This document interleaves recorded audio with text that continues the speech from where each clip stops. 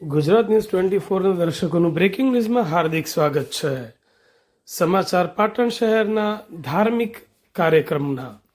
પાટણ શહેરના સાલવીવાડા વિસ્તારમાં આવેલ શ્રી લીંબચ માતાનું મંદિર લોકો માટે પણ આસ્થાનું કેન્દ્ર.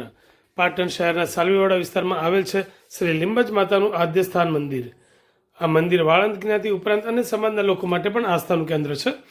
વર્ષ દાડે મોટી સંખ્યામાં માઈ ભક્તો માતાજીના દર્શનાર્થે આવે છે. ખાસ કરીને ચૈત્ર સુદ આઠમ નિમિત્તે ગામે ગામથી પદયાત્રા સંઘોમાં લીંબચ માતાના મંદિર ખાતે આવી પહોંચે છે. ત્યારે છેલ્લા 30 વર્ષથી ગાંધીનગરથી પગપાળા સંઘમાં મોટી સંખ્યામાં શ્રદ્ધાળુ માઈ ભક્તો પાટણ ખાતે આવે છે. ત્યારે ચાલુ વર્ષે 31મા વર્ષે પણ ગાંધીનગર ખાતેથી 300થી વધુ પદયાત્રીઓ માં લીંબચની ધજા પતાકા લઈને પાટણ ખાતે આવી પહોંચ્યા હતા. મહોલ્લાના રહીશો દ્વારા સંઘનું ધામધૂમથી સામયું કરવામાં આવ્યું.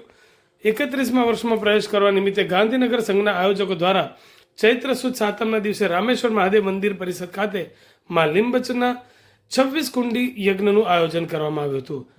જેમાં 51 દંપતીઓ બિરાજમાન થઈને બ્રાહ્મણોના મંત્રોચ્ચાર સાથે યજ્ઞ કુંડમાં આહુતિઓ આપતા વાતાવરણ ભક્તિમય બન્યું હતું. તો સાંજે ભોજન પ્રસાદીનું પણ સુંદર આયોજન કરાયું હતું, જેમાં માઈ ભક્તોએ ભોજન પ્રસાદીનો લાભ લઈ ધન્યતા અનુભવી હતી. દર વર્ષે લઈને એ પાટણ આવી છે અને આ અમારું 31મું વર્ષ છે. 31 વર્ષે અમારો સંઘનું 31મું વર્ષ છે અને દર 5 વર્ષે અમે મહાયજ્ઞનું આયોજન કરીશું. જ્યારે 5 વર્ષ પૂરા થાય ત્યારે 31 વર્ષના કારણે અમે 5 વર્ષ પૂરા થયા એટલે અમે આ યજ્ઞનું આયોજન કર્યું છે. જય લીંબચ. કેટલા યજમાનો બેઠા છે અંદર? અત્યારે અમારા યજમાન 51 યજમાન બેઠેલા છે. એટલે 51 કુંડી યજ્ઞ છે એમ? 26 કુંડ છે, 51 યજમાન બેઠા. એક કુંડમાં 2 જણ બેઠા.